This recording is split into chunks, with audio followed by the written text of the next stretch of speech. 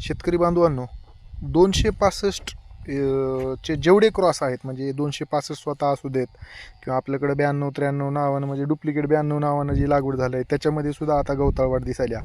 Even 15-0-12, 15-0-0-6 आणि 13-0-0-7 major 15-0-12 आणि 13-0-0-7 मध्ये गवताळ वाढ जास्त दिसायली. गवताळ वाढ म्हणजे नक्की काय समजून घ्या. आपल्या इकडं चाबुक्कानीला सुद्धा काही शेतकरी गवताळ वाढ म्हणतात, तो तसा विषय नाही आहे. तर गवताळ वाढ म्हणजे ही आहे. आता बाजूचं हे बेड बघा, इथं किती फुटवे झालेत, फार जास्त फुटवे नाही आहेत, 1 2 3 4 हार्डली 5 फुटवे. त्याच बाजूला ही दुसऱ्या कांडीचं बेट आहे. तर ह्या दुसऱ्या कांडीच्या बेटाला मात्र जर फुटवे जर बघितलं तर आता आपण स्वतः शेतकरीच मोजतील काढून त्याला. हे काय करा, हे उपसून घ्या एकदा आणि मला सांगा किती ही आहे, ते काढून घ्या त्याला. हां, आता हे थोडंसं मोजा किती आहेत फुटवे ह्या ठिकाणी. एक मोठ्या मोजा 2 3 6 7 8 9 13 फुटवे 14 15.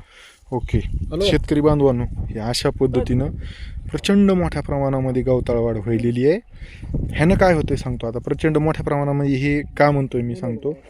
तर ह्या ठिकाणी जर बघितलं जाईल तिथं, म्हणजे बघा ह्या बेटामध्ये लगेच ह्या ठिकाणी इथं प्रॉब्लेम आहे, तसंच पुढं गेलं की ह्या ठिकाणी लगेच गवताळ वाढ झाली.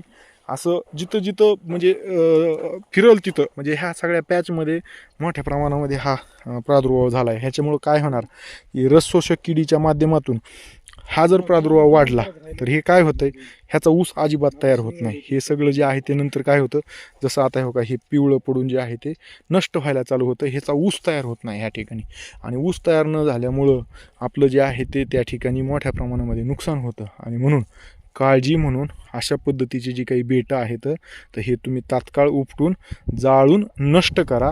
आणि या ठिकाणी जे आहे ते ह्याचा प्रादुर्भाव वाढू नये म्हणून जर तुम्हाला फवारणी करायचीच असेल तर मग तुम्ही डायमिथोएट म्हणजे रोगर नावानं किंवा टाफगोर नावानं जे कीटकनाशक येतं तर त्याची जी आहे ते आपण त्या ठिकाणी फवारणी करू शकतो. हार्डली 1 ते 2 मिली प्रति 1 लिटर पाणी याप्रमाणे.